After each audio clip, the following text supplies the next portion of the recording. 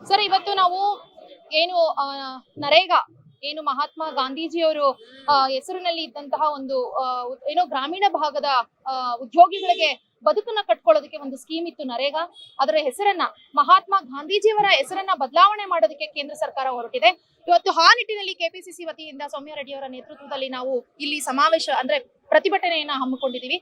So ಎಲ್ಲ ಒಂದು ಕಡೆ ಇದು ತೋರಿಸುತ್ತೆ ಬಿಜೆಪಿ ಅವರ ನಡೆ ಎಷ್ಟರ ಮಟ್ಟಕ್ಕೆ ಅವರು ಮಹಾತ್ಮ ಗಾಂಧೀಜಿಯನ್ನ ವಿರೋಧಿಸ್ತಾರೆ, ಅವರ ಚಿಂತನೆಗಳನ್ನ ವಿರೋಧಿಸ್ತಾರೆ ಅನ್ನೋದು ಈ ಮೂಲಕನೇ ಹೇಳ್ಬೋದು. ಮಾತಿಗೆ ಮಾತ್ರ ಹೇಳ್ಕೊಳ್ಳೋದವರು, ಎಲ್ಲಿ ಸಭೆ ಸೇರ್ತಾರೆ, ಎಲ್ಲಿ ವೋಟ್ ಬ್ಯಾಂಕಿಂಗ್ ಕನ್ವರ್ಟ್ ಆಗುತ್ತೆ ಅಂತ ಕಡೆ ಮಾತ್ರ ಮಹಾತ್ಮ ಗಾಂಧೀಜಿಯನ್ನ ಪ್ರೀತಿಸ್ತಾರೆ.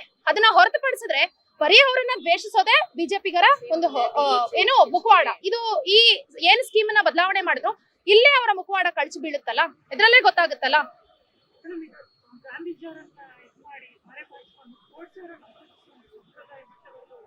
ಇಲ್ಲ ಸರ್, ನೋಡಿ ನಾನು ಅದನ್ನೇ ಹೇಳೋದು. ನೋಡಿ, ಗಾಂಧೀಜಿಯವರು ಈಗ ಅವತ್ತು ಗೋಡ್ಸೆ ಮಹಾತ್ಮ ಗಾಂಧೀಜಿಯನ್ನ ಕೊಂದ. ಇವತ್ತು ಕೇಂದ್ರ ಬಿಜೆಪಿ ಸರ್ಕಾರ ಮಹಾತ್ಮ ಗಾಂಧೀಜಿಯವರ ತಂದಂತಹ ಯೋಜನೆಗಳನ್ನ, ಅವರ ಚಿಂತನೆಗಳನ್ನ, ಅವರ ಹೆಸರಿನಲ್ಲಿ ಇದ್ದಂತಹ ಸ್ಕೀಮ್ಗಳ ಹೆಸರುಗಳನ್ನ ಬದಲಾಯಿಸಿ ಎಲ್ಲೋ ಒಂದು ಕಡೆ ಅವರ ಆಲೋಚನೆಗಳನ್ನ, ಅವರ ಮೌಲ್ಯಗಳನ್ನ ಕೊಲ್ಲೋದಕ್ಕೆ ಹೊರಟಿದೆ. ಬಟ್ ನಾನು ಬಿಜೆಪಿಗರಿಗೆ ನಿಮ್ಮ ಮಾಧ್ಯಮದ ಮುಖಾಂತರ ಒಂದು ಎಚ್ಚರಿಕೆಯನ್ನ ಕೊಡ್ಲಿಕ್ಕೆ ಇಷ್ಟಪಡ್ತೀನಿ. ಮಹಾತ್ಮ ಗಾಂಧೀಜಿಯವರು ಈ ಮಣ್ಣಿನ ವಾಸನೆ, ಯಾವತ್ತೂ ಕೂಡ ಅವರ ಆದರ್ಶ ಜೀವನವನ್ನಾಗಲಿ, ಅವರ ಮೌಲ್ಯಗಳನ್ನಾಗಲಿ, ಅವರಿಗಿದ್ದಂತಹ ಸ್ವಾತಂತ್ರ್ಯ ಪ್ರೇಮವನ್ನಾಗಲಿ, ಮಹಾತ್ಮ ಗಾಂಧೀಜಿಯನ್ನೇ ಆಗಲಿ ಇವ್ರು ಯಾರ ಕೈಲೂ ಅಳಿಸಾಕ್ಲಿಕ್ಕೆ ಸಾಧ್ಯವಿಲ್ಲ. ಈ ಮಣ್ಣಿನ ವಾಸನೆ ಎಲ್ಲಿವರೆಗೂ ಇರುತ್ತೋ ಮಹಾತ್ಮ ಗಾಂಧೀಜಿಯವರು ಅಲ್ಲಿವರೆಗೂ ಜೀವಂತವಾಗಿರ್ತಾರೆ ಅಂತ ಹೇಳಲಿಕ್ಕೆ ನಾನು ಇಷ್ಟಪಡ್ತೇನೆ. ಕೇಂದ್ರದ ರಾಹುಲ್ ಗಾಂಧಿ ಅವರು ಅಸಮರ್ಥ ವಿರೋಧ ಪಕ್ಷ ನಾಯಕ ಅಂತೆ.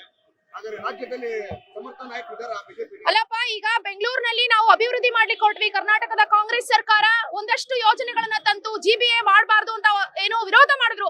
ಅಷ್ಟು ವಿರೋಧದ ನಡುವೆಯೂ ಕೂಡ ಡಿ.ಕೆ. ಶಿವಕುಮಾರ್ ಅವರು ಜಿಬಿಎ ಮಾಡಿ ಆಧುನಿಕ ಕೆಂಪೇಗೌಡ ಅಂತ ಕರೆಸ್ಕೊಂಡ್ರು. ಆದ್ರೆ ಇವತ್ತು ಅಲ್ಲಿವರೆಗೂ ಕೂಡ ಇಲ್ಲಿ ರಾಜ್ಯದ ಒಬ್ಬ ವಿರೋಧ ಪಕ್ಷದ ನಾಯಕ ಎಲ್ಲಿದ್ದ ಅಂತಾನೆ ಗೊತ್ತಿರ್ಲಿಲ್ಲ. ಆಗ ಓಡೋಡಿ ಬಂದು ಲಾಲ್ಬಾಗ್ ಅಲ್ಲಿ ಟನಲ್ ವಿರೋಧಿಸ್ತೀನಿ ಅಂತ ಹೇಳಿ ಕುತ್ಕೊಂಡ್ರು. ಹಾಗಾದ್ರೆ ರಾಜ್ಯದ ವಿರೋಧ ಪಕ್ಷದ ನಾಯಕರು ಎಲ್ಲಿದ್ದಾರೆ? ಯಾವ ವಿಚಾರಗಳ ಮೇಲೆ ಧ್ವನಿ ಎತ್ತುತ್ತಿದ್ದಾರೆ? ನೀವು ಅದನ್ನ ಪ್ರಶ್ನೆ ಮಾಡ್ಬೇಕಲ್ಲ. ನೀವು ವೋಟ್ ಚೋರಿ, ನ್ಯಾಷನಲ್ ಹೆರಾಲ್ಡ್ ಮತ್ತೆ ಗಾಂಧಿ ಬಗ್ಗೆ ಪ್ರೊಟೆಸ್ಟ್ ಮಾಡ್ತಾ ಇದ್ದೀರಾ ಸರ್. ಕಾರಣ ಏನು ಅಂದ್ರೆ ಕಳ್ರೆ ಅಕ್ರಿ ಬಂದ್ ಮಾತಾಡ್ತಾರೆ ಮಾಡಿರೋ ಕಳ್ತನದ ಬಗ್ಗೆ. ಇವತ್ತು ವೋಟ್ ಚೋರಿ ಹಗರಣ ಎಲ್ಲರೂ ಜಗತ್ ಜಾಹೀರಾಗಿರ್ತಕ್ಕಂಥದ್ದು. ಆಗಸ್ಟ್ 8ನೇ ತಾರೀಕು ರಾಹುಲ್ ಗಾಂಧಿ ಅವರು ಬೆಂಗಳೂರಿಗೆ ಬರ್ತಾರೆ. ಇದೇ ಫ್ರೀಡಂ ಪಾರ್ಕ್ ಅಲ್ಲಿ ಅವರು ಬಹಿರಂಗ ಪಡಿಸ್ತಾರೆ ಮಹದೇವಪುರ ಏನು ಕಾನ್ಸ್ಟಿಟ್ಯೂನ್ಸಿನಲ್ಲಿ ಏನು ವೋಟ್ ಚೋರಿ ಆಗಿದೆ ಅನ್ನುವಂಥದ್ದನ್ನ. 9ನೇ ತಾರೀಕಿಗೆ ಯಾಕೆ ಚುನಾವಣಾ ಆಯೋಗ ತಮ್ಮ ವೆಬ್ಸೈಟ್ ಗಳನ್ನ ಬ್ಲಾಕ್ ಮಾಡ್ಕೊಂತು? ಅವ್ರ ಹಗರಣ ಮಾಡಿಲ್ಲ ತಾನೆ? ಹಾಗಿದ್ದ ಮೇಲೆ ಈ ದೇಶದ ಜನರ ಮುಂದೆ ಬಂದ್ಬಿಟ್ಟು ಜಸ್ಟಿಫಿಕೇಶನ್ ಕೊಡ್ಬೇಕಾಗಿರೋದು ಚುನಾವಣಾ ಆಯೋಗದ ಜವಾಬ್ದಾರಿ ಅಲ್ವಾ? ಸರಿ ಆಯ್ತಪ್ಪ, ಈಗ ಯಾಕೆ? ಈಗ ಸಾಲು ಬಿಎಲ್ಒಗಳು ಸತ್ತಿದ್ದಾರೆ, ಆತ್ಮಹತ್ಯೆಗಳು ಮಾಡ್ಕೊಳ್ತಾ ಇದ್ದಾರೆ, ಹೃದಯಾಘಾತ ಆಗಿದೆ. ಅವ್ರ ಮೇಲೆ ಬಿಎಲ್ಒಗಳ ಮೇಲೆ ಐಆರ್ ಆಫೀಸರ್ಸ್ ಒತ್ತಡ ಹಾಕಿದ್ದಾರೆ ಅಂತ ಹೇಳ್ಬಿಟ್ಟು ಆರೋಪಗಳು ಕೇಳಿ ಬರ್ತಾ ಇದೆ. ಆದ್ರೂ ಕೂಡ ಚುನಾವಣಾ ಆಯೋಗ ಯಾಕೆ ಇದ್ರ ವಿರುದ್ಧ ಬಂದು ಜಸ್ಟಿಫಿಕೇಶನ್ ಕೊಡ್ತಾ ಇಲ್ಲ? ಎಲ್ಲೋ ವಿದೇಶದಲ್ಲಿ ಕೂತಿರ್ತಕ್ಕಂಥ ವಿಶ್ಲೇಷಕರು ಇದ್ರ ಬಗ್ಗೆ ಚಿಂತನೆ ನಡೆಸ್ತಾ ಇದ್ದಾರೆ. ಯಾಕೆ ಬಿಎಲ್ಒಗಳ ಸಾವಾಗಿದೆ ಅಂತ ಹೇಳ್ಬಿಟ್ಟು ಜಸ್ಟಿಫಿಕೇಶನ್ ಕೊಡ್ತಾ ಇದ್ದಾರೆ. ಬಟ್ ಚುನಾವಣಾ ಆಯೋಗ ಒಂದು ಸ್ವತಂತ್ರವಾದಂತ ಸಂಸ್ಥೆ, ಸಂವಿಧಾನದ ಅಡಿಯಲ್ಲಿ ಅದು ಇಂಡಿಪೆಂಡೆಂಟ್ ಬಾಡಿ ಇರಬೇಕು. ಯಾರು ಒಬ್ಬ ಪಕ್ಷದವರಾಗ್ಲಿ ಒಬ್ಬ ವ್ಯಕ್ತಿ ಅದರ ಮೇಲೆ ಒತ್ತಡ ಹೇರಬಾರದು ಅಂತ ಹೇಳಿ ಬಿಟ್ಟಿರ್ತಕ್ಕಂಥದ್ದು. ಆದ್ರೆ ಪ್ರಜೆಗಳ ಮುಂದೆ ಬಂದ್ಬಿಟ್ಟು ಅವರು ಅದನ್ನ ಏನಾಗ್ತಿದೆ ಆರೋಪ ಬಂದಾಗ ಅದನ್ನ ಕ್ಲಾರಿಫಿಕೇಶನ್ ಕೊಡ್ಬೇಕಾಗಿರೋದು ಚುನಾವಣಾ ಆಯೋಗದ ಜವಾಬ್ದಾರಿ ಅಲ್ವೇನು? ಮೇಡಮ್, ನೀವೊಬ್ಬರು ಮಹಿಳಾ ನಾಯಕಿ ಕಾಂಗ್ರೆಸ್ ಅಲ್ಲಿ. ನಿಮ್ಮದೇ ನಾಯಕಿನ ಕಳೆದ ಬಾರಿನೂ ಕೂಡ ಟಾರ್ಗೆಟ್ ಮಾಡಿದ್ರು ಸದನದಲ್ಲಿ. ನಿನ್ನೆನೂ ಕೂಡ ಬಿಜೆಪಿ ಟಾರ್ಗೆಟ್ ಗೃಹಲಕ್ಷ್ಮಿ ಬಂದಿಲ್ಲ ಅಂತ. ಬಟ್ ಬಿಜೆಪಿ ಮಾಡಿದ ಫಲಾಫಲ ಬಂದಿದೆಯಾ ಮೇಡಮ್? ಸರ್, ನಾನು ನಿಮ್ಮನ್ನ ಅದನ್ನೇ ಕೇಳ್ತೀನಿ. ಈಗ 15 ಏನು ಕಪ್ಪು ಹಣ, ವಿದೇಶಿ ಕಪ್ಪು ಹಣವನ್ನ ವಾಪಸ್ ತಂದು ಕೊಟ್ಬಿಡ್ತೀನಿ. ಏನು 1 ವರ್ಷಕ್ಕೆ 1 ಕೋಟಿ ಉದ್ಯೋಗ ಸೃಷ್ಟಿ ಮಾಡ್ಬಿಡ್ತೀನಿ, ಬುಲೆಟ್ ಟ್ರೈನ್ ಮಾಡ್ಬಿಡ್ತೀನಿ, ಸ್ಮಾರ್ಟ್ ಸಿಟಿ ಮಾಡ್ಬಿಡ್ತೀನಿ, ಗಂಗಾ ನದಿ ಸ್ವಚ್ಛ ಮಾಡ್ಬಿಡ್ತೀನಿ ಎಲ್ಲ ಮಾತಾಡಿದ್ರು ಯಾರು? ಇದೇ ಸನ್ಮಾನ್ಯ ಪ್ರಧಾನಿ ನರೇಂದ್ರ ಮೋದಿ ಅವರು. ಆದ್ರೆ ನಾನ್ ನಿಮ್ಮನ್ನ ಕೇಳೋದು, ಇಷ್ಟೆಲ್ಲ ಹೇಳಿದಂತ 1 ಕೋಟಿ ಉದ್ಯೋಗವನ್ನ ಸೃಷ್ಟಿ ಮಾಡ್ತೀನಿ ಅಂತ ಹೇಳಿದಂತ ಪ್ರಧಾನಮಂತ್ರಿಗಳಿಗೆ ಅಂದ್ರೆ ಕೇಂದ್ರ ಬಿಜೆಪಿ ಸರ್ಕಾರಕ್ಕೆ ಇವತ್ತು ನರೇಗಾ ಯೋಜನೆಯ ಹೆಸರನ್ನ ಬದಲಾಯಿಸಿ ಗ್ರಾಮೀಣ ಭಾಗದ ಉದ್ಯೋಗಗಳಿಗೆ ಎಲ್ಲೋ ಒಂದು ಕಡೆ ಅವರ ಬದುಕಿಗೆ ಕತ್ರಿ ಹಾಕುವಂತ ನೈತಿಕತೆ ಏನಿದೆ? ನಾನ್ ನಿಮ್ಮನ್ನ ನೇರವಾಗಿ ಪ್ರಶ್ನೆ ಕೇಳ್ತೀನಿ. ನೀವು ಬಿಜೆಪಿ ಅವರಿಗೆ ಈ ಪ್ರಶ್ನೆಯನ್ನ ಕೇಳಬೇಕು. ಬೇಟಿ ಬಚಾವೋ ಬೇಟಿ ಪಡಾವೋ ಅಂತವೆ ಸದನದಲ್ಲಿ ಹೋಗ್ಬಿಟ್ಟು ಹೆಣ್ಣು ಮಕ್ಕಳು, ಮಹಿಳಾ ಮಕ್ಕಳು ಏನು ನಮ್ಮ ಲಕ್ಷ್ಮೀ ಹೆಬ್ಬಾಳ್ಕರ್ ಮೇಡಮ್ ನ ಕೆಟ್ಟ ವಾಚ್ಯ ಶಬ್ದಗಳಿಂದ ನಿಂದಿಸ್ತಾರೆ. ಆಚೆ ಬರ್ತಾರೆ, ಬಾಗಿನ ಕೊಡಕ್ ಬರ್ತಾರೆ. ಏನಿದು?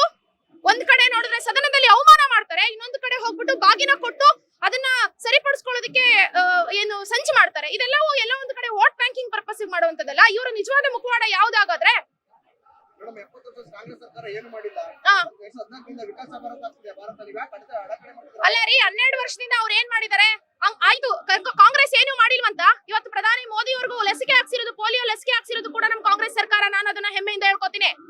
ಒಂದು ಗುಂಡು ಪಿನ್ನಿಂದ ಹಿಡಿದು ವಿಮಾನದವರೆಗೂ ಕಂಡಿಡ್ತಿರ್ತಕ್ಕಂಥದ್ದು ಕಾಂಗ್ರೆಸ್ ಸರ್ಕಾರ. ಕಾಂಗ್ರೆಸ್ ಸರ್ಕಾರ ಮಾಡಿರ್ತಕ್ಕಂಥ ರೋಡ್ಗಳ ಮೇಲೆ ಓಡಾಡ್ತಾ ಇದಾರೆ. ನಾವು ಕಟ್ಟಿರೋ ಅಣೆಕಟ್ಟುಗಳು ಇವತ್ತಿಗೂ ಇದಾವೆ, ನಾವು ಕಟ್ಟಿರ್ತಕ್ಕಂಥ ವಿದ್ಯಾಲಯಗಳು ಇವತ್ತಿಗೂ ಇದಾವೆ, ಯೂನಿವರ್ಸಿಟೀಸ್ ಇದಾವೆ. ಏನ್ ಮಾಡಿದಾರೆ ಹೊಸದಾಗಿ ಬಿಜೆಪಿ ಅವ್ರು ಹೇಳಿ ನೋಡೋಣ. ನೀವು ಒಂದೇ ಮಾಡಿದ್ದು ಓಟ್ ಚೋರಿ, ಧರ್ಮಗಳ ಮಧ್ಯೆ ತಂದಾಕಿದ್ದು, ಜಾತಿಗಳನ್ನ ಇಟ್ಕೊಂಡು ರಾಜಕೀಯ ಮಾಡಿದ್ದು, ಅದಷ್ಟೇ ಮಾಡಿರೋದು. ಇನ್ನೇನ್ ಮಾಡಿದಾರೆ ಹೇಳಿ ನೋಡೋಣ ಬಿಜೆಪಿ ಅವ್ರು. ನೀವು ಈ ಪ್ರೊಟೆಸ್ಟ್ ಮುಖಾಂತರ ನಾವು ಒಂದೇ ಮಾತನ್ನ ಹೇಳ್ತೀವಿ, ಯಾವತ್ತೂ ಕೂಡ ನೀವು ಏನು ಗಾಂಧಿಯನ್ನ ವಿರೋಧಿಸ್ಲಿಕ್ಕೆ ಸಾಧ್ಯ ಇಲ್ಲ. ಗಾಂಧಿ ಯಾವತ್ತಿಗೂ ಕೂಡ ಜೀವಂತವಾಗಿರ್ತಾರೆ. ಮತ್ತು ಏನಿವತ್ತು ಇನ್ನೊಂದು ತೀರ್ಪಾಗಿದೆ ನ್ಯಾಷನಲ್ ಹೆರಾಲ್ಡ್ ಹಗರಣದಲ್ಲಿ, ಸೋನಿಯಾ ಗಾಂಧಿ ಅವ್ರದ್ದಾಗಿರ್ಲಿ, ರಾಹುಲ್ ಗಾಂಧಿ ಅವ್ರದ್ದಾಗಿರ್ಲಿ ಯಾವುದೇ ರೀತಿ ಪಾತ್ರ ಇಲ್ಲ, ಅಲ್ಲಿ ಯಾವುದೇ ಅಕ್ರಮ ವರ್ಗಾವಣೆ ಆಗಿಲ್ಲ ಅಂತ ಹೇಳಿ ನೆನೆ ಕೋರ್ಟ್ ಕೂಡ ಡಿಕ್ಲೇರ್ ಮಾಡಿದೆ. ಸೊ ಇದನ್ನ ಎಲ್ಲರೂ ನಾವು ಸಂಭ್ರಮಿಸ್ತೀವಿ. ಎಲ್ಲೋ ಒಂದು ಕಡೆ ಬಿಜೆಪಿಯ ಈ ಏನು ಸುಮ್ಮನೆ ಬಂದು ಆರೋಪಗಳನ್ನ ಮಾಡಿ ಚುನಾವಣೆಗಳ ಸಂದರ್ಭದಲ್ಲಿ, ಎಸ್ಪೆಷಲಿ ಈ ನ್ಯಾಷನಲ್ ಹೆರಾಲ್ಡ್ ಹಗರಣ ತಗೊಂಡ್ ಬಂದಿದ್ದು ಕೂಡ ಅವರು 2024 ಲೋಕಸಭಾ ಚುನಾವಣೆ ಸಂದರ್ಭದಲ್ಲಿ ಎಲ್ಲೋ ಒಂದು ಕಡೆ ಜನಕ್ಕೆ ಮಂಕುಬೂದಿ ಎರಚಿಸ್ತಾರಲ್ಲ. ಸೊ ಇಂಥದ್ದು ಎಲ್ಲ ಅವರ ಮುಖವಾಡಗಳು ಇವತ್ತು ಕಳಚಿ ಬಿದ್ದಿವೆ. ಜನಕ್ಕೆ ಒಂದಲ್ಲ ಒಂದು ದಿನ ರಾಹುಲ್ ಗಾಂಧಿ ಅವ್ರು ಏನು, ಕಾಂಗ್ರೆಸ್ ಪಕ್ಷ ಬಡವರಿಗೋಸ್ಕರ ಎಷ್ಟೆಲ್ಲ ಯೋಜನೆಗಳನ್ನ ಕೊಡ್ತು, ಅದರಿಂದ ಎಷ್ಟು ಜನ ಬಡವರು ಬದುಕು ಕಟ್ಕೊಂಡ್ರು ಅನ್ನುವಂತಹ ಸತ್ಯ ಖಂಡಿತವಾಗ್ಲೂ ಆದಷ್ಟು ಬೇಗ ಬರುತ್ತೆ. ನಿಮ್ಮದ ಹೈಕಮಾಂಡ್ ಯಾವ್ದೋ ಮುಖ್ಯಮಂತ್ರಿ ಬದಲಾವಣೆ ಇಲ್ಲ ಅಂತ ಹೇಳಿದೆ, ಅದು ವಿರೋಧ ಪಕ್ಷದ ನಾಯಕರು ಮತ್ತೆ ಉಪೇಂದ್ರ ಅವರು ಕೂಡ ನಾನು ಅದನ್ನೇ ಕೇಳ್ತಾ ಇರೋದು. ವಿರೋಧ ಪಕ್ಷದ ನಾಯಕರು ಎಲ್ಲಿದ್ದಾರೆ ಅಂತಾನೆ ಗೊತ್ತಿಲ್ಲ. ಯಾವಾಗ ಬದಲಾವಣೆ ಮಾಡ್ತಾರೆ? ಫಸ್ಟ್ ಮಾಡ್ಲಿ. ಯಾವ ಒಂದು ಸೆನ್ಸಿಟಿವ್ ವಿಷಯಗಳನ್ನ ಅಥವಾ ನಿಜವಾಗ್ಲೂ ಸತ್ವ ಇರುವಂತಹ ವಿಷಯಗಳನ್ನ ತಗೊಂಡ್ ಬಂದು ಮಾತಾಡೋದಕ್ಕೆ ವಿರೋಧ ಪಕ್ಷದ ನಾಯಕರ ಹತ್ರ ಯಾವುದು ಇದೇ ಇಲ್ಲ. ಎಲ್ಲೋ ಒಂದು ಕಡೆ ಯಾರೋ ಪ್ರೊಟೆಸ್ಟ್ ಮಾಡ್ತಾರೆ, ಅಲ್ಲಿ ಬಂದು ಸುಮ್ನೆ ಕುತ್ಕೊಳ್ತಾರೆ, ವಿರೋಧ ಪಕ್ಷದ ನಾಯಕರು ಮಾತಾಡ್ತಾರೆ. ಸುಮ್ನೆ ಹೋಗ್ಬಿಟ್ಟು ಸದನದ ಟೈಮ್ ನ ವೇಸ್ಟ್ ಮಾಡ್ತಾರೆ, ಭಜನೆ ಮಾಡ್ತಾರೆ, ಪೇಪರ್ ಹರಿದು ಸದನಕ್ಕೆ ಅಗೌರವವನ್ನ ತೋರಿಸ್ತಾರೆ. ಇದೆಲ್ಲವೂ ವಿರೋಧ ಪಕ್ಷದ ನಾಯಕನಾಗಿ ಮಾಡ್ತಕ್ಕಂಥದ್ದಾ? ನೀವು ಕೇಳಬೇಕು.